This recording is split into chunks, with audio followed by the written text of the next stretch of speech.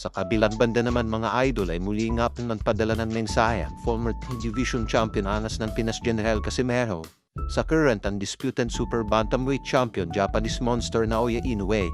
Ayon kay Casimero ay hindi naman daw talaga tunay na malakas si Inoue at bagkus nagmumukha lang daw itong malakas nang dahil sa namimili ito ng mahihinang kalaban.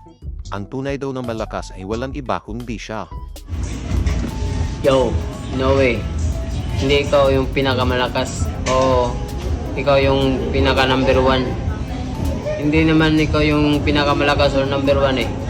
Kung hindi lang purkit yung mga kalaban mo mga pili, eh, hindi ka magiging malakas. Ha?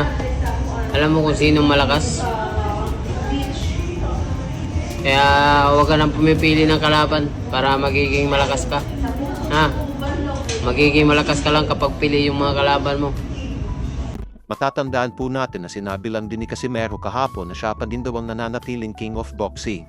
Kaya maliwanag po na sa kabila ng napakalabo ng mangyari ng sagupan sa panitan nila ni Inoue, ay talagang inaasam-asam pa din talaga ni Cuadro Alas na mapasagupan minsan halimaw ng Japan. Pero hanggat hindi po siya nagiging isang kampiyon ulit, ay hindi po talaga siya bibigyan ng pansin ni Inoue, kaya kailangan niya talaga munang makasungkit ng titulo.